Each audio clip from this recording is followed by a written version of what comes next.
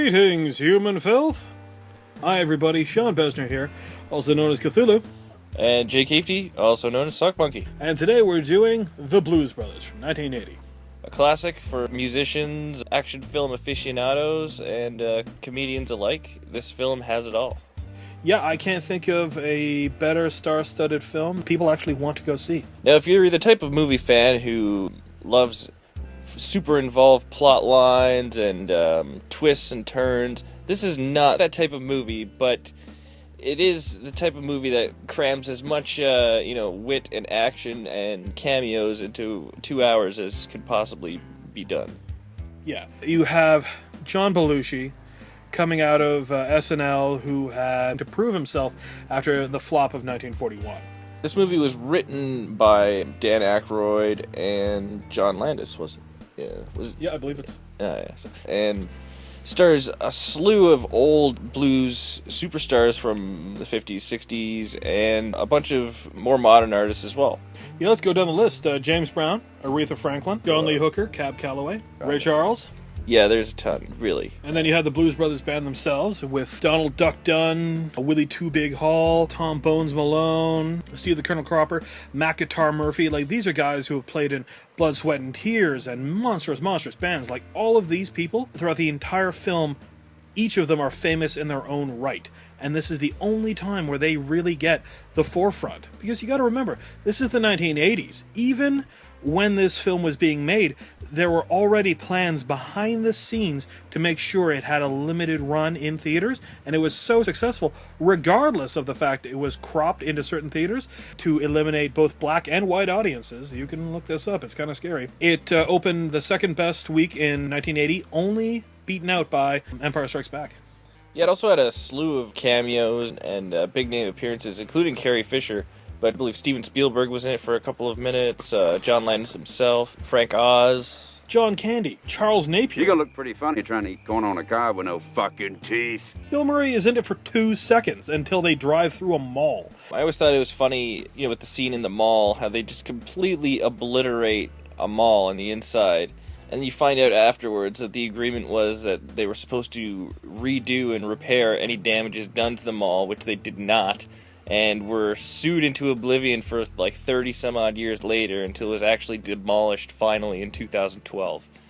That's hilarious. The Blues Brothers does hold the record for the most cars destroyed on film, which was 103, only to be broken by Blues Brothers 2000. Which was 104. Like, they broke it by one on purpose. I don't think we want to discuss Blues Brothers 2000 too much. No, we don't. Now, one of the major components of this is, of course, the Bluesmobile, which is stated right up front as soon as Jake gets out of prison. His brother Elwood picks him up from prison in a police car, which just gets more and more hilarious as the film goes, and the car gets more and more demolished as the car chases go on. Yeah, the 1974 Dodge Monaco sedan that was selected for it just because Dan Aykroyd said it was the hottest police car that he had ever seen from the 1970s. And most of the police chases were actually filmed on legit streets, obviously closed off, but they were going at the speeds that were suggested, which was insane at the time. They had enough license to do it for 2 takes. They bought a 2-take budget on it. They got 2 high-speed passes. That was it. They had to get it within 2 takes at 115 miles an hour. Yeah, the stunt work was phenomenal in that. And it was shot in such a way that you could tell that Dan Aykroyd was doing most of the driving for it. Also, a lot of the stunt work where you could see, Belushi falling down the stairs or something like that, it seemed fairly legit in the way that it was shot. Yeah, most of the hard knocks were actually John Belushi, just simply because he was a hard knocks kind of guy. And Belushi only really probably did it because he was wasted and somebody bet him he couldn't. Oh, yeah. John Belushi is sober for all of 2 minutes in this film. There's one of those urban legends about it where he disappears one night, no one can find him. Dan Aykroyd goes to the closest house with a light on, and the man simply goes, "You're here for John Belushi, right?" And he goes, "Yeah." Well, he came in, asked for a sandwich and a glass of milk, and just crashed on our couch. And it is one of really the most well done, maybe aside from Wayne's World, of all of the Saturday Night Live pictures, in terms of, just overall cohesion and legendary status immediately when it came out. It is the film that launched, I guess, Lorne Michaels' film career, ultimately, and gave credence to the fact that these types of movies could be successful. Yeah, and it's also funny that these characters were taken out of SNL, because both Dan Aykroyd and John Belushi had quit SNL by the time this was being made. Now, the editing in the film it's a musical, so you have to put up with a lot of jump cuts and reaction shots. Like, take the church scene, for example. You could tell where the original musical performance was, that they did choreograph to an overlaid soundtrack, and then there's all the extra stuff. Like, you can tell when it's being cut and edited. Unfortunately, it does suffer a little bit from that, but this was an attempt by a group of people who loved blues and revivalist music to get a musical made. But what it was beautifully done.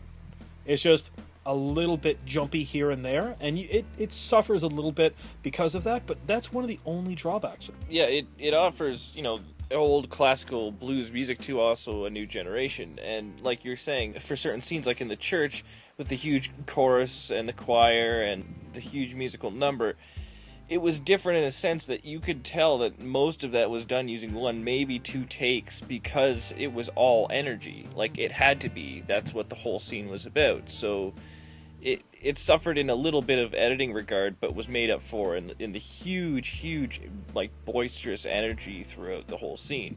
And also, they made up for a lot of that in just the sheer amazing patience for their shot. For the scene when they were in the apartment, every single time there's a window shot, a train is going by. It goes by, every 3 seconds, which means that they probably had to wait, half hour, 40 minutes between each shot just to wait for that train to go by to do another take. That, to me, is insane. Yeah, you can see at the end, the crew, maybe 75 people? Yeah. Like, oh my god, for what they pulled off, 75 people. Like, all of these shots were on location, Lower Wacker Drive, when they drive through Daly Plaza. It's also one of the few films of its time to just break every genre boundary, and it had a little bit of everything for everybody, no matter what kind of films you really liked. Yeah, I think the only real thing that made no sense, but if you look back into the history of the Blues Brothers, it makes sense, was Carrie Fisher.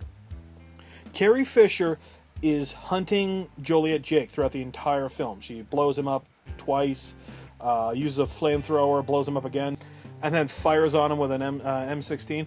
Like, it's never explained, and it was an inside joke that we didn't actually notice until we started doing the review, and the reason she's there is the Blues Brothers debuted when Carrie Fisher was the host of SNL. And it's a believed kind of inside joke that Joliet Jake seduced Carrie Fisher on that episode, and that's why she's after them. Because she's credited as the mystery woman. So it actually is Carrie Fisher playing a broken-hearted Carrie Fisher. But at the same time, her scenes are kind of tacked on there as good segues for the characters to get away, or to finding another bandmate or something like that. And they're huge comic relief, like when the phone booth explodes up into the air and then flops back onto the ground. You see the dummies of the two guys inside with their legs flop out of the side.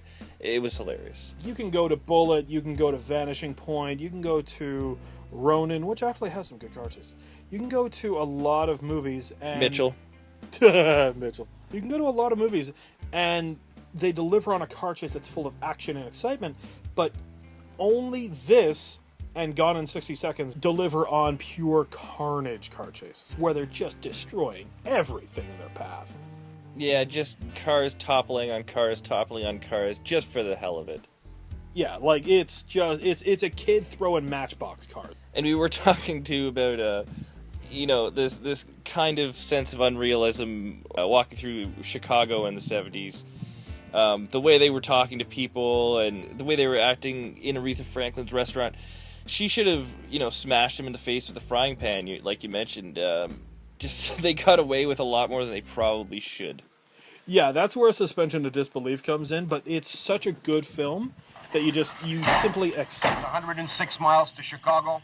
We got a full tank of gas, half a pack of cigarettes. It's dark, and we're wearing sunglasses. Hit it.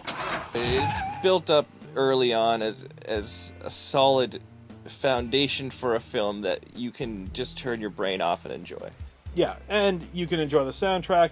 There's so many layers to this film to enjoy that there's something for everybody. I started watching this film when I was like, I think 8 with my dad, and to this day I still love it. And it's one of those things that I can always put on and immediately revert back to that age with a big smile on my face.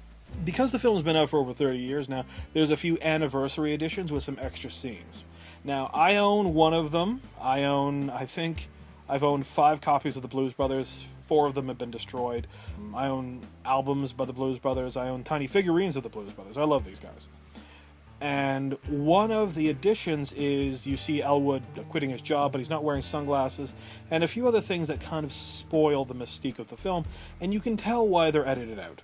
And I don't know why these things were put back, because Jake removes his sunglasses once throughout the entire film. Once you see Jake without his sunglasses, and it's impactful. It is done specifically for a purpose to re-seduce Carrie Fisher so she doesn't shoot them both in the face. There's a purpose to it.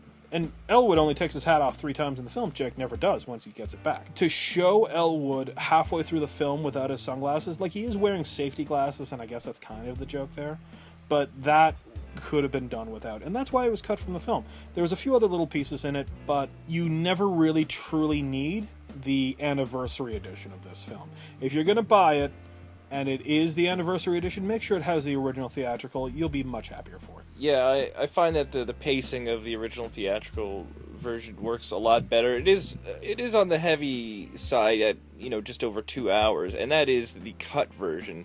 So the extended version is just way too long, at almost 3 hours, I think. It's like easy 2.5. Yeah. So, do you want to buy this film? Yes. Buy it.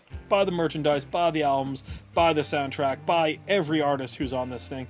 You'll never go wrong with this movie.